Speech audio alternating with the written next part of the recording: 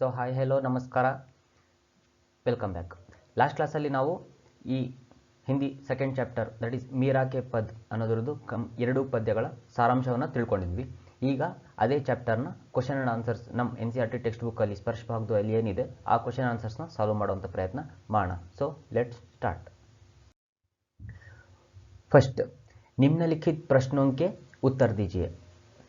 First question, पहले पद में मीरा ने हरि से अपनी पीड़ा हरने की विनती किस प्रकार की है. क्वेश्चन ಏನಪ್ಪ ಅಂದರೆ, ಫಸ್ಟ್ ಪದ್ಯದಲ್ಲಿ ಮೀರಾಬಾಯಿ ಅವರು ಹರಿಯಿಂದ ಅಂದರೆ ಭಗವಂತನಿಂದ ತನ್ನ ಕಷ್ಟಗಳನ್ನು ನಿವಾರಣೆ ಅಥವಾ ತನ್ನ ಕಷ್ಟಗಳನ್ನು ನಾಶ ಮಾಡೋದಕ್ಕೆ ಹೇಗೆ ವಿನಂತಿಸಿಕೊಳ್ತಾಳೆ, ಹೇಗೆ ಬೇಡ್ಕೋತಾರೆ ಅನ್ನೋದನ್ನು ಎಕ್ಸ್ಪ್ಲೈನ್ ಮಾಡಿ ಅಂತ ಹೇಳಿದ್ದಾರೆ. ಸೊ ಫಸ್ಟ್ ಪದ್ಯದಲ್ಲಿ ನಾವು ನೋಡಿದಂಗೆ ಡಿಫ್ರೆಂಟ್ ಆಸ್ಪೆಕ್ಟ್ಸ್, ಡಿಫ್ರೆಂಟ್ ಸ್ಟೋರೀಸ್ನ ಮೆನ್ಷನ್ ಮಾಡಿ ಎಕ್ಸಾಂಪಲ್ಸ್ ಕೊಟ್ಟು, ಫಾರ್ ಎಕ್ಸಾಂಪಲ್ ದ್ರೌಪದಿಯ ಮಾನಭಂಗ ಆಗೋದ್ರಿಂದ ನೀನು ತಡೆದಿದೆಯಾ, ಅದರ ಜೊತೆಗೆ ಭಕ್ತ ಪ್ರಹ್ಲಾದನಿಗೋಸ್ಕರ ಅವನ್ನ ಕಾಪಾಡೋದಕ್ಕೋಸ್ಕರ ನೀನು ನರಸಿಂಹನ ಅವತಾರವನ್ನು ತಾಳಿದೆಯಾ, ಅದಾದಮೇಲೆ ಗಜರಾಜನು ಮುಳುಗುತ್ತಿರುವಾಗ ಮೊಸಳೆಯಿಂದ ಅವನ್ನ ಕಾಪಾಡಿದೆಯಾ, ಅದೇ ಥರ ನಾನು ನಿನ್ನ ದಾಸಿ, ನಾನು ನಿನ್ನ ಭಕ್ತಳು, ನನ್ನ ಸಂಕಷ್ಟಗಳನ್ನು ನನ್ನ ದುಃಖಗಳನ್ನು ಕೂಡ ನಾಶ ಮಾಡುವಂತ ಬೇಡ್ಕೋತಿರ್ತಾಳೆ.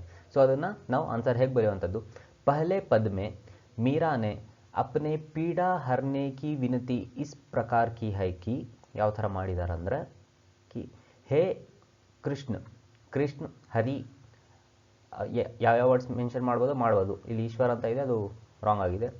कि हे कृष्ण, जैसे आपने द्रौपदी की लाज राखी थी, गजराज को मगरमच्छ रूपी मृत्यु के मुख से बचाया था. गजराजनನ್ನ ಮೊಸಳೆಯಿಂದ ಕಾಪಾಡಿರ್ತಾರೆ. तथा भक्त प्रहलाद की रक्षा करने के लिए ಅಂತ ಮೆನ್ಷನ್ ಮಾಡ್ಬೋದು.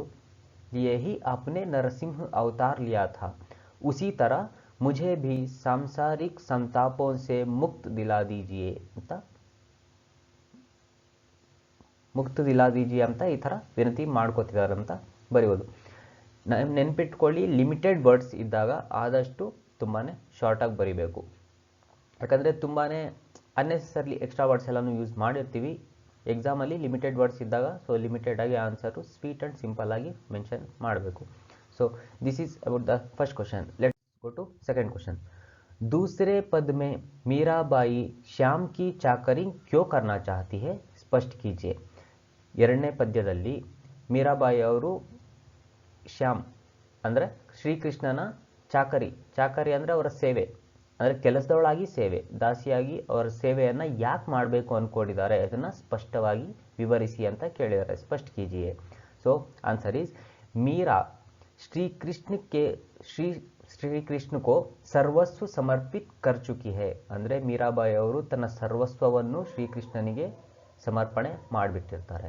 इसलिए वे केवल कृष्ण के लिए ही कार्य करना चाहती है. ಅದಕ್ಕೆ ಅವರು ಬರೀ ಕೃಷ್ಣನಿಗೋಸ್ಕರನೇ ಸೇವೆ ಮಾಡಬೇಕು ಅಂತ ಅಂದ್ಕೊಂಡಿರ್ತಾರೆ.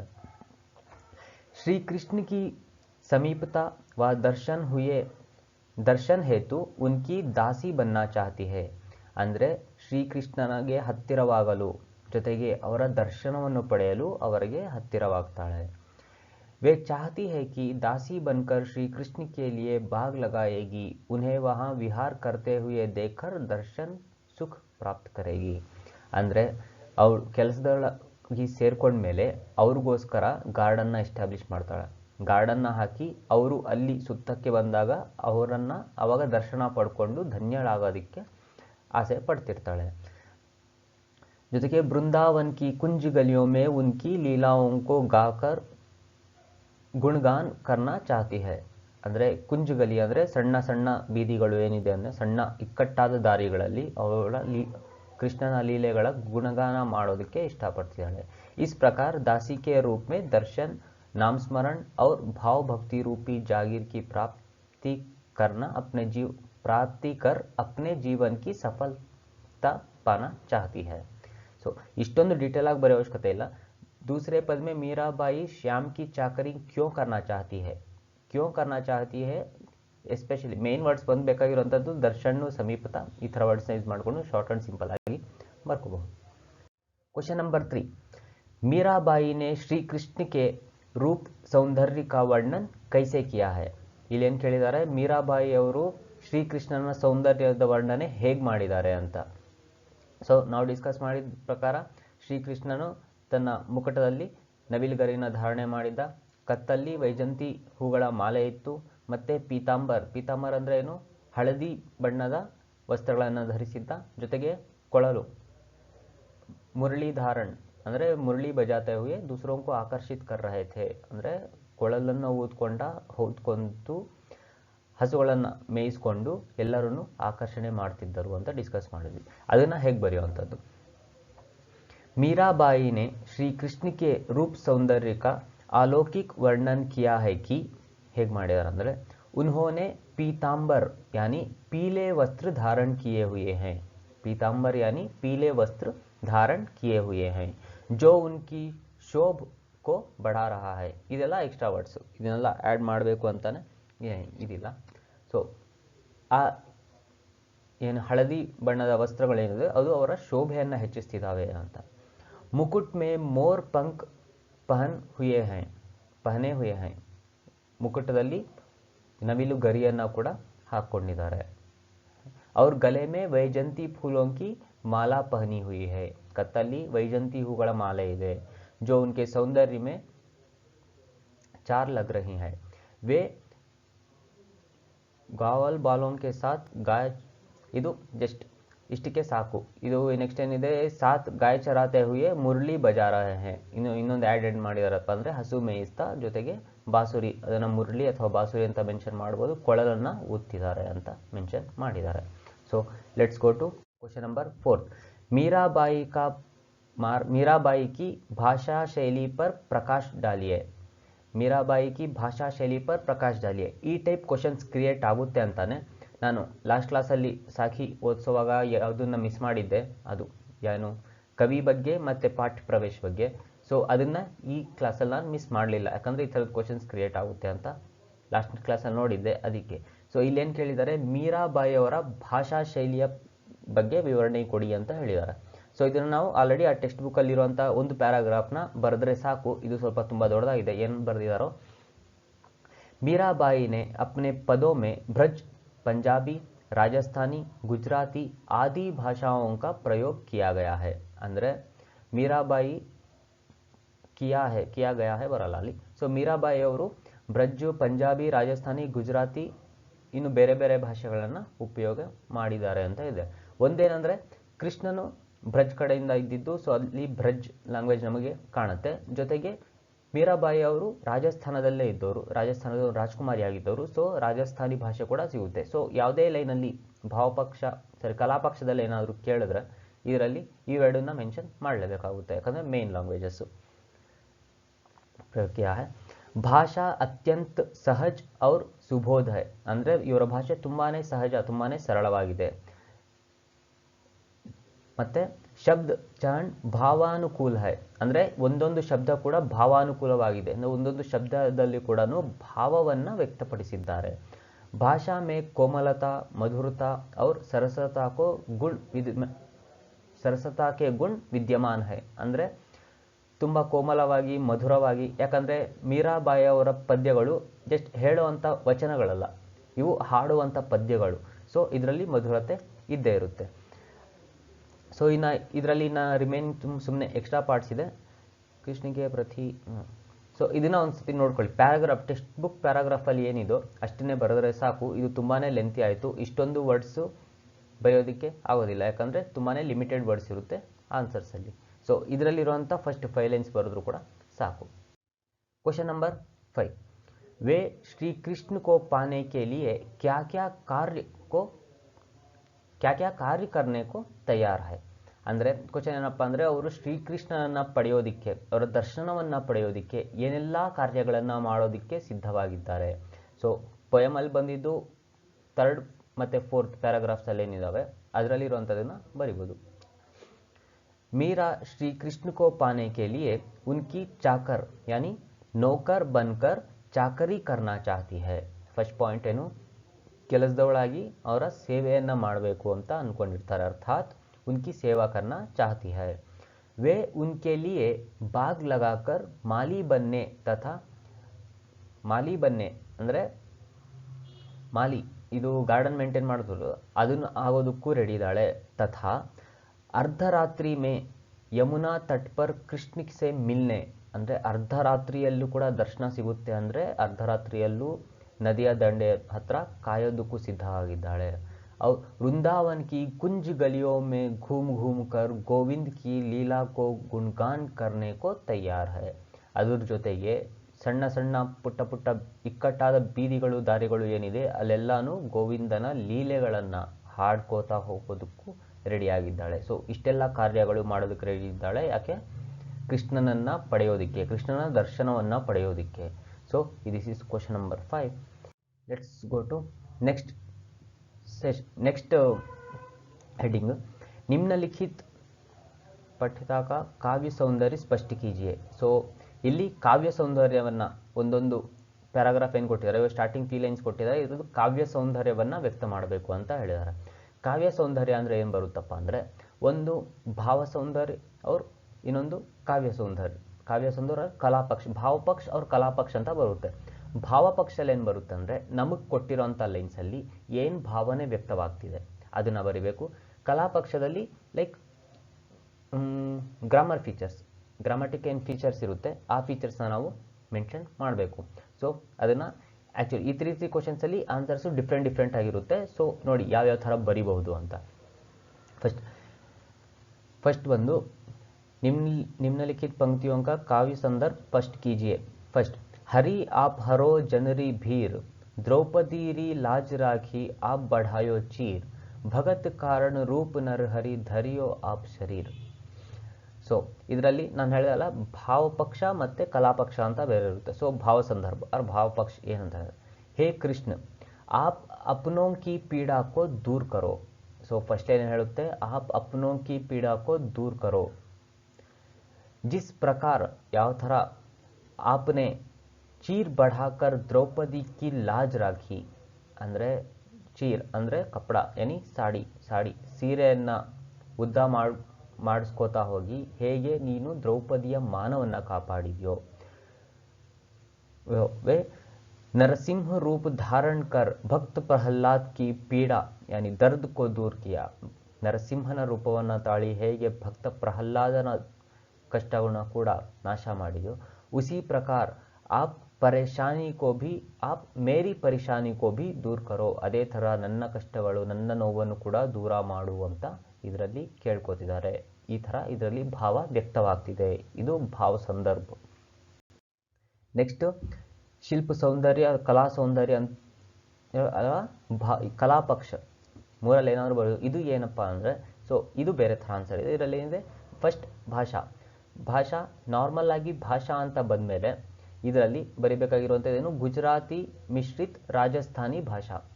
ಅದರಲ್ಲಿ ಬ್ರಜ್ ಕೂಡ ನಾವು ಮೆನ್ಷನ್ ಮಾಡ್ಬೋದು ಭಾಷೆಯಲ್ಲಿ ಯಾವ್ಯಾವಿದೆ. ನೆಕ್ಸ್ಟ್ ಅಲಂಕಾರ ಉದಾಹರಣ ಅಲಂಕಾರ ಹೈ. ಸೊ ಉದಾಹರಣ ಅಲಂಕಾರ ಅಂದ್ರೆ ಏನು, ಇಲ್ಲಿ ಬೇರೆ ಬೇರೆ ಕಥೆಗಳನ್ನು ಅಂದರೆ ಬೇರೆ ಬೇರೆ ಒಂದು ಸಂಗತಿಗಳನ್ನು ಇಲ್ಲಿ ಉದಾಹರಣೆಯಾಗಿ ಕೊಟ್ಟಿದ್ದಾರೆ. ಅಂದರೆ ಇವಾಗ ದ್ರೌಪದಿಯ ವಿಷಯ ಒಂದು ಸಂಗತಿ, ಅದಾದಮೇಲೆ ಮುಳುಗುತ್ತಿರುವ ಆನೆದು ಒಂದು ಸಂಗತಿ, ಜೊತೆಗೆ ಭಕ್ತ ಪ್ರಹ್ಲಾದನ ಒಂದು ಸಂಗತಿ, ಈ ಥರ ಡಿಫ್ರೆಂಟ್ ಸಿಚುವೇಶನ್ಸ್ನ ಎಕ್ಸಾಂಪಲ್ ಆಗಿ ಕೊಟ್ಟು ನೀವು ಈ ಥರ ಮಾಡಿದ್ಯಾ ಅಂತ ಎಕ್ಸಾಂಪಲ್ ಆಗಿ ಕೊಟ್ಟು ಉದಾಹರಣೆ ಕೊಡ್ತಿರೋದ್ರಿಂದ ಇದರಲ್ಲಿ ಉದಾಹರಣ ಅಲಂಕಾರನ ಮೆನ್ಷನ್ ಮಾಡಿದ್ವಿ. ನೆಕ್ಸ್ಟ್ ಚಂದ ಬಂದು ಪದ್ಯ. ರಸವಲ್ಲೇನಿದೆ ರಸಗಳಲ್ಲಿ ಇದು ಭಕ್ತಿ ರಸ. ಇಲ್ಲಿ ಏನು ಭಕ್ತಿ ವ್ಯಕ್ತವಾಗ್ತಿದೆ ಅದಕ್ಕೆ ಭಕ್ತಿ ರಸ. ಈ ಥರ ಇದರದ್ದು ಕಲಾ ಸೌಂದರ್ಯವನ್ನು ಈ ಥರ ಬರಿಬೋದು. ಸೊ नेक्स्ट क्वेश्चन बूढ़ तो गजराज राख्यो काटी कुंजर पीर, दासी मीरा लाल गिरधर हरो मारी भीर. ಸೊ ಇದರದ್ದು ನಾವು ವ್ಯಾಖ್ಯಾನ ಆಲ್ರೆಡಿ ನೋಡಿದ್ದೀವಿ. ಬಟ್ ಇದರಲ್ಲಿ ಕೇಳಿರುವಂಥದ್ದೇನು ಕಾವ್ಯ ಸೌಂದರ್ಯವನ್ನು. ಕಾವ್ಯ ಸೌಂದರ್ಯದಲ್ಲಿ ಭಾವಪಕ್ಷ और ಕಲಾಪಕ್ಷ ಅಂತ ಎರಡು ಇರುತ್ತೆ. ಸೊ ಫಸ್ಟ್ ಒನ್ ಇದು ಭಾವಪಕ್ಷ ಏನು ಹೇಳುತ್ತೆ ಅಂದರೆ प्रस्तुत पंक्तियों में मीराबाई अपने आराध्य श्री कृष्ण का भक्तवात्सल्य रूप दर्शा रही है. ಅಂದರೆ ಇವಾಗ ನಾನು ಫಸ್ಟ್ ಕ್ವಶನಲ್ಲಿ ಏನು ಡೈರೆಕ್ಟಾಗಿ ಬರೆದಿದೆ, ಈ ಥರ ಏನು ರೆಪ್ರೆಸೆಂಟ್ ಮಾಡ್ತಿದ್ದಾರೆ ಅನ್ನೋದು ಬರೆದಿರಲಿಲ್ಲ. ಸೊ ಇದು ಸೆಕೆಂಡು ಸ್ವಲ್ಪ ಡಿಫ್ರೆಂಟ್ ಇದೆ ನೋಡಿ. ಪ್ರಸ್ತುತ ಪಂಕ್ತಿಯೋ ಮೇ, ಪ್ರಸ್ತುತ ಸಾಲುಗಳಲ್ಲಿ ಮೀರಾಬಾಯಿ ಅಪನೆ ಆರಾಧ್ಯ ಶ್ರೀಕೃಷ್ಣ ಕಾ ಭಕ್ತಿ ವಾತ್ಸಲ್ಯ ರೂಪ್ ದರ್ಶಾ ರಹಿ ಹೈ, ಅಂದರೆ ಭಕ್ತರ ಮೇಲಿರೋ ವಾತ್ಸಲ್ಯದ ರೂಪವನ್ನು ಇಲ್ಲಿ ತೋರಿಸ್ತಿದ್ದಾರೆ ಅಂತ ಹೇಳ್ತಾರೆ. ಇಸ್ಕೆ ಅನುಸಾರ, ಇದರ ಪ್ರಕಾರ ಶ್ರೀಕೃಷ್ಣನೇ ಸಂಕಟ್ ಮೇ ಫಸೆ इसमें संकट में फंसे डूबते हुए गजराज यानी हाथी, ऐरावत हाथी को मगरमच्छ से मृत्यु करवा के मारा बचाया था. ಅಂದರೆ ಇಲ್ಲಿ ಮಗರ್ಮಚ್ನ ಮೊಸಳೆ ಏನಿದೆ, ಮೊಸಳೆಗೆ ಮೃತ್ಯುವನ್ನ ಕೊಟ್ಟು ಗಜರಾಜನನ್ನ ಕಾಪಾಡಿದರು. इसी प्रसंग में वे अपनी रक्षा के लिए भी श्री कृष्ण से प्रार्थना करती है. ಇದೇ ಪ್ರಸಂಗದಲ್ಲಿ ಈ ಥರ ಎಕ್ಸಾಂಪಲ್ ಕೊಟ್ಕೊಂಡು ಹೇಳೋದ್ರ ಜೊತೆಗೆ ತನ್ನ ಕಷ್ಟಗಳನ್ನು ಕೂಡ ನಿವಾರಣೆ ಮಾಡೋದಕ್ಕೆ ಇಲ್ಲಿ ಪ್ರಾರ್ಥನೆಯನ್ನು ಮಾಡ್ತಿದ್ದಾಳೆ. ಇದು ಭಾವ ವ್ಯಕ್ತವಾಗ್ತಿದೆ, ಅದನ್ನು ಎಕ್ಸ್ಪ್ಲೈನ್ ಮಾಡಿ. ನೆಕ್ಸ್ಟ್ ಬಂದು ಕಲಾಪಕ್ಷ. ಕಲಾಪಕ್ಷಲ್ಲಿ ಇದೊಂದು 8 ಪಾಯಿಂಟ್ಸ್ ಇದೆ, ಎಲ್ಲಾನು ಬರೀಬೇಕು ಅಂತಿಲ್ಲ. ಫಸ್ಟ್ ಒನ್ ರಾಜಸ್ಥಾನಿ ಗುಜರಾತಿ ಬ್ರಜ್ ಭಾಷಾ ಕಾ ಪ್ರಯೋಗ ಹೈ. ಅದರಲ್ಲಿ ರಾಜಸ್ಥಾನಿ ಇದೆ, ಗುಜರಾತಿ ಇದೆ, ಮತ್ತು ಬ್ರಜ್ ಭಾಷೆಗಳನ್ನು ಉಪಯೋಗ ಮಾಡಿದ್ದಾರೆ. ಭಾಷಾ ಅತ್ಯಂತ ಸಹಜ ವೇ ಸುಬೋಧ ಹೈ, ಅಂದರೆ ತುಂಬಾ ಸರಳವಾಗಿ ಇದೆ ಅಂತಾನು ಇದೆ. ತತ್ಸಮ್ और तद्भव शब्दों का सुंदर मिश्रण है. ಕವಿತೆಯಲ್ಲಿ ನಾವು ಎಷ್ಟು ಡೀಪಾಗಿ ಅಬ್ಸರ್ವ್ ಮಾಡಿದ್ದೀವಿ ಆ ಕವಿತೆಯನ್ನು, ಆ ಪದ್ಯವನ್ನು ಅನ್ನೋದನ್ನು ಇಲ್ಲಿ ನಾವು ಬರಿಬೇಕು. ತತ್ಸಮ ತದ್ಭವ ಶಬ್ದಗಳ ಪ್ರಯೋಗ ಕೂಡ ತುಂಬಾ ಸುಂದರವಾಗಿ ಆಗಿದೆ ಅಂತ ಹೇಳ್ತಿದ್ದಾರೆ. दास भाव तथा शांत रस की प्रधानता है. शांत रस भाषा में ಇದು ಬೇಡ, ಇದು सरल शब्दों के भावनाओं की सुंदर अभिव्यक्ति हुई है. ಇದರಲ್ಲಿ ದುಷ್ಟಾಂತ ಅಲಂಕಾರ का ಪ್ರಯೋಗ हुआ है. ಇದರಲ್ಲಿ ದೃಶ್ಯಾಂತ ಅಲಂಕಾರ ಅಂದ್ರೆ ಏನು, ಬೇರೆ ಬೇರೆ ದೃಶ್ಯಗಳನ್ನು ರೆಪ್ರೆಸೆಂಟ್ ಮಾಡ್ತಿದ್ದಾರೆ. ಯಾವಾಗ ಒಂದು ದೃಶ್ಯವನ್ನ ರೆಪ್ರೆಸೆಂಟ್ ಮಾಡ್ತಾ, ಒಂದು ದೃಶ್ಯವನ್ನ ಹೇಳ್ಕೋತಾ ಕವಿತೆಯನ್ನು ಬರೆದಿರ್ತಾರೋ ಅದು ದೃಶ್ಯಾಂತ ಅಲಂಕಾರ ಆಗುತ್ತೆ. ಇದರಲ್ಲಿ ದೃಶ್ಯಾಂತ ಅಲಂಕಾರ ಇದೆ. ನೆಕ್ಸ್ಟ್ ಕಾಟಿ ಕುಂಜರ್. ಸೊ ಕಾಟಿ ಕುಂಜರ್ ಅಂತ ಏನಿದೆ, ಆ ವರ್ಡಲ್ಲಿ ಏನಿದೆ, ಅನುಪ್ರಾಸ ಅಲಂಕಾರ ಇದೆ. ಕಾಗೆ ಕಾ ಬರ್ತಿದೆ ಅಂದ್ರೆ ಅದೇನಾಗುತ್ತೆ, ಅನುಪ್ರಾಸ ಅಲಂಕಾರ ಇದೆ. ಸೊ ನೆಕ್ಸ್ಟ್ ನೋಡೋಣ ಅಲಂಕಾರಗಳ ಬಗ್ಗೆ ಮುಂದೆ ಗ್ರಾಮರ್ ಕ್ಲಾಸಸ್ ತಗೊಂಡಾಗ ಗೊತ್ತಾಗುತ್ತೆ. ಸೊ ಇಷ್ಟು ಇದರದ ಕಲಾಪಕ್ಷ. ನೆಕ್ಸ್ಟ್ चाकरी में दर्शन पास्यों सुमरण पास्यों खर्ची भाव भक्ति जागरी पास्यों तीनों बातां सरसी. सो इधर भाव पक्ष मत कला पक्ष. फर्स्ट भाव सौंदर्य.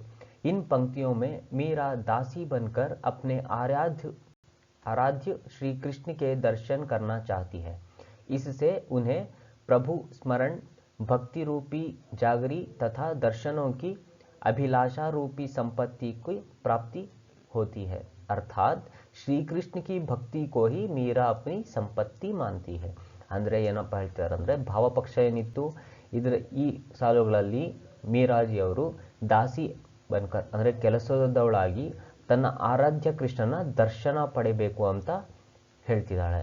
ಜೊತೆಗೆ ಆ ಥರ ದಾಸಿ ಆಗೋದ್ರಿಂದ, ಕೆಲಸದವಳಾಗೋದ್ರಿಂದ ಅವಳಿಗೆ ಪ್ರಭುನ ನೆನಪು, ಜೊತೆಗೆ ಅವರ ಭಕ್ತಿ ರೂಪಿಯ ಸಂಪತ್ತನ್ನು ನಾನು ಪಡಿತೀನಿ ಅಂತ ಹೇಳ್ತಾರೆ. ಸೊ ಈ ಭಾವನೆ ಏನು ರೆಪ್ರೆಸೆಂಟ್ ಮಾಡ್ತಿದೆ ಅಂದರೆ, ಶ್ರೀಕೃಷ್ಣನ ಭಕ್ತಿ ಮಾತ್ರನೇ ಅವಳ ಸಂಪತ್ತಿ ಅಂತ ಇಲ್ಲಿ ವ್ಯಕ್ತವಾಗ್ತಿದೆ ಅಂತ ಹೇಳ್ತಿದ್ದಾರೆ. ಸೊ ಕಲಾಪಕ್ಷ ಏನು ಹೇಳುತ್ತೆ ಅಥವಾ ಶಿಲ್ಪ ಸೌಂದರ್ಯ. ಪ್ರಭಾವಶಾಲಿ ರಾಜಸ್ಥಾನಿ ಭಾಷಾ ಕಾ ಪ್ರಯೋಗ ಹುವಾ ಹೈ. ನಾವು ಈ ಭಾಷಾ ಅನ್ನೋ ಇದು ಬಂದಾಗ ರಾಜಸ್ಥಾನಿ, ಬ್ರಜ್ ಮತ್ತು ಗುಜರಾತಿನ ನಾರ್ಮಲ್ ಆಗಿ ಎಲ್ಲದಕ್ಕೂ ಸೇಮ್ ಥರ ಮೆನ್ಷನ್ ಮಾಡ್ಬೋದು.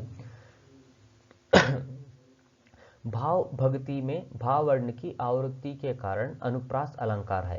ಭಾವ ಭಕ್ತಿ ಇದು ಎರಡು ಭಾವ ವರ್ಣನ ಆವೃತ್ತಿಗಿಂತ ಇದರಲ್ಲಿ ಏನಾಗಿದೆ, ಅನುಪ್ರಾಸ ಅಲಂಕಾರ ಇದೆ. ಜೊತೆಗೆ ಭಾವ ಭಕ್ತಿ ಜಾಗಿರಿ ಮೇ ರೂಪಕ ಅಲಂಕಾರ ಹೈ. ಅಂದರೆ ರೂಪಕ ಅಲಂಕಾರ ಅಂದರೆ ಏನು, ಯಾವುದು ಅದು ಒಂದು ಇನ್ನೊಂದರ ರೂಪ ಅಂತ ತಿಳಿಸ್ಕೊಡುತ್ತೋ ಅದು ಇನ್ನೊಂದಕ್ಕೆ ಸಂಬಂಧಪಟ್ಟಿದ್ದು. ಅಂದರೆ ಇಲ್ಲೇನಂದರೆ ಭಾವಭಕ್ತಿಯನ್ನು ಸಂಪತ್ತಿನ ರೂಪ ಅಂತ ಹೇಳ್ತಾಳೆ. ಸೊ ಇದು ರೂಪವನ್ನು ತೋರಿಸ್ತಿರೋದ್ರಿಂದ ಇದು ರೂಪಕ ಅಲಂಕಾರ ಆಗುತ್ತೆ ಅಂತ ಹೇಳ್ತಿದ್ದಾರೆ. ಸೊ ಭಾವಭಕ್ತಿ ಜಾಗಿರಿ ಮೇ ರೂಪಕ ಅಲಂಕಾರ ಹೈ. मीराबाई की दास्य तथा अनन्य भक्ति को दर्शाया गया है. ಸೊ ಇದನ್ನ ನಾವು ಭಾವ ಸೌಂದರ್ಯದಲ್ಲಿ ಬರೋದ್ರಿಂದ ಚೆನ್ನಾಗಿರುತ್ತೆ. ಖರ್ಚಿ ಸರಸಿ ಮೇ ಪದ ಮೈತ್ರಿ ಹೈ. ಪದ ಮೈತ್ರಿ ಅಂದ್ರೆ ಏನು, ಸ್ಟಾರ್ಟಿಂಗ್ ಅಂದರೆ ವರ್ಡ್ಸ್ ಸಿಮಿಲರ್ ಆಗಿರುತ್ತೆ, ಎಲ್ಲೋ ಒಂದು ಲೆಟರ್ ಮಾತ್ರ ಚೇಂಜ್ ಆಗಿರುತ್ತೆ. ಈ ಥರ ಪದ ಮೈತ್ರಿಗಳನ್ನು ಕೂಡ ಮೆನ್ಷನ್ ಮಾಡಿದ್ದಾರೆ. ಜೊತೆಗೆ ಅದ್ರ ಜೊತೆಗೆ ಏನು ರೈಮಿಂಗ್ ವರ್ಡ್ಸ್ನು ಕೂಡ ಮೆನ್ಷನ್ ಮಾಡಿರ್ತಾರೆ. ಸೊ ಇದು ಇದರ ಶಿಲ್ಪ ಸೌಂದರ್ಯ. नेक्स्ट भाषा अध्ययन. इधर बंद्रे उदाहरण के आधार पर पाठ में आए निम्नलिखित शब्दों के प्रचलित रूप लिखिए. उदाहरण भीर. भीर मीन्स ಏನು, दुख, कष्ट, पीड़ा. सो चीर. चीर का मतलब होता है वस्त्र यानी कपड़ा, पद्यದಲ್ಲಿ ಅದು साड़ी. धरियो. धरियो का मतलब है धारण करना. कुंजर. कुंजर यानी हाथी. बिंद्रावन. वृंदावन. वृंदावन. रहस्यो. रहस्यो मीन्स रहकर और रहूंगी. राखो. राखो मीन्स रखिए. भूड़ता. भूड़ता ಇದು ನಾನು ಅಲ್ಲಿ ಮೆನ್ಷನ್ ಮಾಡಿಲ್ಲ ಅನಿಸುತ್ತೆ. ಭೂಡ್ತಾ ಅಂದರೆ ಏನೊಂದು ಡೂಬ್ತಾ, ಮುಳುಗುತ್ತಿರುವ. ಲಗಾಸ್ಯು. ಲಗಾಸ್ಯು ಮೀನ್ಸ್ ಲಗಾನ ಯಾನಿ ಲಗಾऊंगी. ಇದೇನು ಗಣ. ಗಣ ಅಂದರೆ ಹೇಳಿದ್ವಿ ಬಹುತ್, ತುಂಬಾನೇ. सरसी. सरसी का मतलब होता है फायदा. हिवड़ा यानी हृदय. कुसुंबी. एक्चुअली कुसुंबी ಅಂದರೆ ಅದು ಒಂದು ಹೂವು. ಆ ಹೂವದ ಬಣ್ಣ ಕೂಡ ಆಗುತ್ತೆ, ಅದು ಆರೆಂಜ್ ಆರ್ ರೆಡ್ಡಿಶ್ ಆರೆಂಜ್ ಥರ ಇರುತ್ತೆ. ಸೊ ಕುಸುಂಬಿ. ಇದಕ್ಕೆ आंसर चीर यानी वस्त्र. बूढ़ता यानी डूबते हुए. लगास्यूं लगाऊंगी. धरियो धारण किया. कुंजर. कुंजर हानि हाथी यानी हस्ती. बिंद्रावन वृंदावन. रहस्यो रहूंगी. राखो रक्षा करो. राखो रक्षा करो ಎಲ್ಲ. सो घना. घना मीन्स बहुत. घना. घना यानी बहुत. सरसी. सरसी वर्ण है संपूर्ण हुई. सो ಹಿವಡ ಮೀನ್ಸ್ ಹೃದಯ ಹೇಳಿದೀವಿ. ಕುಸುಂಬಿ. ಕುಸುಂಬಿ ಮೀನ್ಸ್ ಕೌಶಂಬಿ ಅಂತ ಒಂದು ಹೂವು, ಅದು ಅದರ ಬಣ್ಣ ಒಂದು ಲಾಲ್ ಮೀನ್ಸ್ ಕೆಂಪು. ಸೊ ಇದೇ ಥರ ಶಬ್ದಾರ್ಥ, ನಮಗೆ ಕಠಿಣ ಪದಗಳ ಅರ್ಥ ಬೇಕಾಗಿರುವಂಥದ್ದು ನಮ್ಮ ಟೆಕ್ಸ್ಟ್ ಬುಕ್ಸಲ್ಲಿ ಕೊಟ್ಟಿದ್ದಾರೆ. ಬಢಾಯೋ ಮೀನ್ಸ್ ಬಢಾನ ಅಂದರೆ ಬೆಳೆಸುವಂಥದ್ದು. ಗಜರಾಜ್ ಐರಾವತ್ಗೆ ರೆಪ್ರೆಸೆಂಟ್ ಮಾಡಿದರೆ ಗಜಗಳ ರಾಜ. ಕುಂಜರ್ ಹಾಥಿ. ಪಾಸ್ಯು ಪಾನ. ಲೀಲಾ. ಲೀಲಾ ಮೀನ್ಸ್ ವಿವಿಧ ರೂಪಗಳು. सुमरण. सुमरण मीन्स याद करना यानी स्मरण. सुमरण स्मरण तत्समा तद्भव. जागिरी. जागिर यानी साम्राज्य यानी संपत्ति. पीतांबर पीले वस्त्र. वैजंती. वैजंती एक फूल ಅಂದ್ರೆ ವೈಜಂತಿ ಅನ್ನೋದೇ ಒಂದು ಹೂವು. ಸೊ ಆ ಹೂವಿನ ಮಾಲೆಯನ್ನು ಧರಿಸಿದ್ದಾರೆ ಅಂತ. ಸೊ ತೀರ. ತೀರ ಮೀನ್ಸ್ ಕಿನಾರ, ನದಿಯ ದಂಡೆ. अधीरा. अधीरा मीन्स अधीर होना, व्याकुल होना. ದ್ರೌಪದಿ ಕಿ ಲಾಜ್ ರಾಖಿ. ಈ ದ್ರೌಪದಿ ಕಿ ಲಾಜ್ ರಾಖಿ ಅನ್ನೋದನ್ನ ಇಲ್ಲಿ ಎಕ್ಸ್ಪ್ಲೇನ್ ಮಾಡಿದ್ದಾರೆ. ಏನದು, दुर्योधन द्वारा द्रौपदी की चीर हरण करने पर श्री कृष्ण ने चीर को बढ़ाते बढ़ाते इतना बढ़ा दिया कि दुश्यासन का हाथ थक गया. ಅಂದರೆ ನಾವು ಮಹಾಭಾರತದಲ್ಲಿ ನೋಡುವಾಗ ಹೇಗೆ ದ್ರೌಪದಿಯ ವಸ್ತ್ರಾಪಹರಣ ಆಗುವಾಗ ಶ್ರೀಕೃಷ್ಣನು ಆ ಸೀರೆಯನ್ನು ಬೆಳೆಸ್ತಾನೆ ಹೋಗ್ತಾರೆ. ಎಷ್ಟೊಂದು ಬೆಳೆಸ್ತಾರೆ ಅಂದರೆ ಅದನ್ನು ಎಳೆದು ಫೈನಲಿ ದುಶ್ಯಾಸನ ಕೈಗಳು ಸುಸ್ತಾಗಿ ಬಿದ್ದೋಗುತ್ತೆ. ಸೊ ಮಾನವನ್ನ ಕಾಪಾಡ್ತಾರೆ. ಕಾಟಿ ಕುಂಜರ್ ಪೀರ್. ಕುಂಜರ್ ಕಾ ಕಷ್ಟ ದೂರ್ ಕರ್ನೆ ಕೆ ಲಿಯೆ ಮಗರ್ಮಚ್ ಕೋ ಮಾರ. ಕಾಟಿ ಕುಂಜರ್ ಪೀರ್ ಅಂದರೆ, ಕುಂಜರ್ ಅಂದರೆ ಹಾತಿ, ಆನೆ ಅಂದರೆ ಗಜರಾಜನನ್ನು ಕಾಪಾಡೋದಕ್ಕೆ ಮಗರ್ಮಚ್ ಅಂದರೆ ಮೊಸಳೆಯನ್ನು ಕೂಡ ಸಾಯಿಸಿಬಿಟ್ರು ಅಂತ ಇಲ್ಲಿ ಹೇಳ್ತಿದ್ದಾರೆ. ಸೊ ಇಷ್ಟು ಬಂದು ಸೆಕೆಂಡ್ ಚಾಪ್ಟರ್ನ question and answers, that is Meera ke pad ಅನ್ನೋ ಚಾಪ್ಟರ್ನ ಕಂಪ್ಲೀಟ್ ಮಾಡಿದ್ವಿ. ಎಲ್ಲ ಅರ್ಥ ಆಗಿರುತ್ತೆ ಅಂತ ಅಂದ್ಕೊಂಡಿದ್ದೀನಿ. ಸೊ ನೆಕ್ಸ್ಟ್ ಮುಂದಿನ ಕ್ಲಾಸಸ್ಸಲ್ಲಿ ಎಲ್ಲರೂ ಸಿಗೋಣ. ಅಲ್ಲಿವರೆಗೂ ಥ್ಯಾಂಕ್ ಯು ಸೋ ಮಚ್.